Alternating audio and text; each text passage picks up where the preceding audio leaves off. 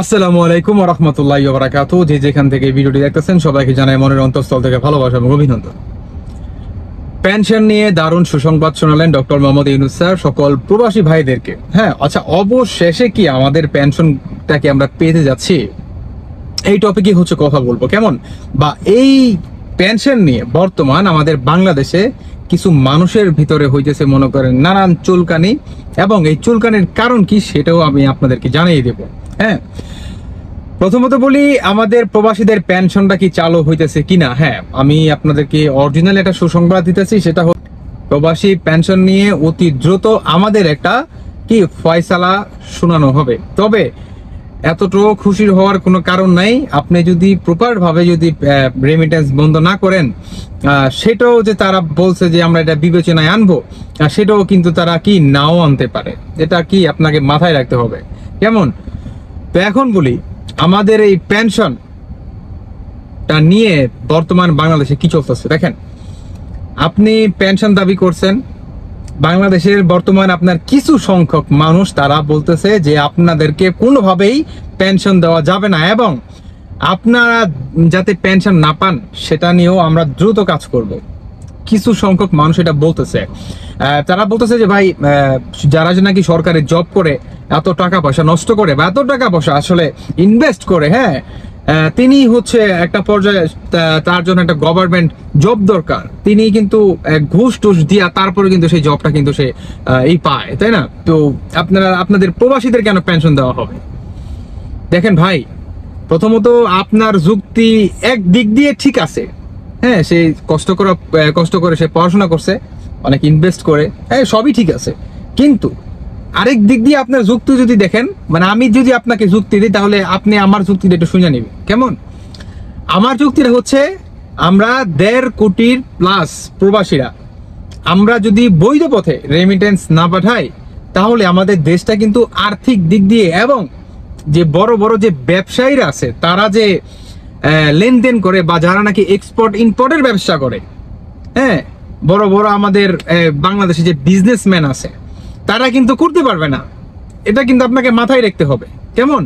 এই বৈদেশিক যে মুদ্রা, যে রেমিটেন্স, এই রেমিটেন্স যদি একটা ধাপ থাকে, ধরেন এক্সাম্পল সর্বনিম্ন আপনার লাগে হচ্ছে 7%, কিন্তু আমরা রেমিটেন্স দিই 20%, সেখানে যদি 5%ও নেমে যায় বা 6%ও নেমে যায়, তারপরেও কিন্তু আমাদের বাংলাদেশি যে এক্সপোর্ট ইম্পোর্ট বা আদার্স যে আপনার মেল ফ্যাক্টরি বা আদার্স যে গার্মেন্টসের যে ব্যবসাগুলো আছে, যে ব্যবসা প্রতিষ্ঠানগুলো আছে, ইন্ডাস্ট্রিগুলো আছে, তারা কিন্তু অচল হয়ে যাবে। তারা কিন্তু কি বিদেশে বা অন্য অন্য দেশের সাথে কি ব্যবসা বাণিজ্য বা লেনদেন কিন্তু করতে পারবেন না। সেটা কি আপনি জানেন? হ্যাঁ, এটা হচ্ছে প্রথম দিক গেল, 1 নাম্বার। 2 নাম্বার হচ্ছে যে প্রবাসী তার পরিবার, তার সুখ শান্তি সবকিছু ত্যাগ করে দিয়ে সে হচ্ছে প্রবাস জীবন আসছে। হ্যাঁ, এখন সে রেমিটেন্স পাঠায় বৈধ পথে। এখন সেই রেমিটেন্সের মাধ্যমে দেশের অর্থনৈতিক, দেশের উন্নয়নের দিক দিয়ে বা দেশের যে আপনার সরকারি যে আপনার যে জায়গাগুলো আছে যেখানে নাকি আপনারা এই কাজ করে থাকেন, সেইখানে কিন্তু প্রবাসীদের অন্যতম একটা অবদান। হ্যাঁ, সেটা কি আপনি জানেন? আরো অনেক অনেক দিক আছে, অনেক অনেক দিক আছে এই প্রবাসীদের জন্য আমাদের বাংলাদেশের এত উন্নয়ন। আপনি জানেন কিনা জানি না, পৃথিবীর বুকে নাম্বার 1 হচ্ছে এই বাংলাদেশি। সেটা কি আপনি জানেন ভাই? পৃথিবীর বুকে নাম্বার 1 হচ্ছে আমরা বাংলাদেশে, যারা কি রেমিটেন্সের দিক দিয়ে দেশকে এত দূর মনে করেন উন্নয়নের দিক দিয়ে আমরা কি এগিয়ে নিয়ে আসছি। সেটা কি আপনি জানেন? আপনার সাবজেক্ট হচ্ছে 2টা, মানে যুক্তি হচ্ছে 2টা। আগে হচ্ছে কষ্ট করে অনেক বছর পড়াশোনা করে, 2 নাম্বার হচ্ছে অনেক কি বলে টাকা ইনভেস্ট করে সে পড়াশোনা করে। হ্যাঁ, আপনাকে আমি সাধুবাদ জানাই, আপনার কথা ঠিক আছে, কিন্তু আপনি যদি দেখেন আপনার তুলনায় কিন্তু আমাদের কিন্তু কম যাবে না। বড় জোর আপনার থেকে আমাদের যুক্তি বা আমাদের যে ত্যাগ সেটা অনেক অনেক হাজার গুণ, লক্ষ গুণ বেশি ভাই। হ্যাঁ, আপনি কষ্ট করে পড়াশোনা করতেছেন সরকারি চাকরির জন্য, আর ঠিক তেমনি তার উল্টোটা হচ্ছে সেই সরকারকে বাঁচানোর জন্য আমরা প্রবাসীরা কাজ করে থাকি। আপনি বুঝতেছেন আপনার অবদানটা কোন জায়গায় আর আমাদের অবদানটা কোন জায়গায়? আপনি কষ্ট করে পড়াশোনা করছেন সরকারি জবের জন্য, আর আমরা সেই সরকারকেই সচ্ছল এবং দেশকে অর্থের দিক দিয়ে, উন্নয়নের দিক দিয়ে যাতে কি স্ট্রং হতে পারে, দেশের অন্য দেশের সাথে মোকাবেলা করতে পারে, বা আমাদের বাংলাদেশটা ভালো একটা স্থান, একটা মর্যাদাপূর্ণ দেশ হতে পারে, সেটা নিয়ে আমরা প্রবাসীরা কাজ করি। এই হচ্ছে আপনার আর আমার ভিতরে তফাৎ, বুঝতে পারছেন? তো যারা নাকি এই ধরনের কথা বলেন, আমার মনে হয় যে আপনাদের জন্য এই যুক্তিটা যথেষ্ট। একটা প্রবাসী কি পরিমাণ স্ট্রাগল করে আপনার আইডিয়া নাই, কেমন? আর আপনারা এই পেনশন নিয়ে মনে করেন বেটু দিতেছে। হ্যাঁ ভাই, কষ্ট লাগে, বুঝছেন? অনেক কষ্ট লাগে। আপনাদের মতো মানুষদের এই সমস্ত কথা শুনে অনেক কষ্ট লাগে। মাঝে মাঝে মনে হয় যে আপনারা শিক্ষিত, কিন্তু তারপর আপনারা মনে করেন মূর্খ। আপনারা শিক্ষিত মূর্খ মানুষ, আপনারা শিক্ষিত মূর্খ মানুষ।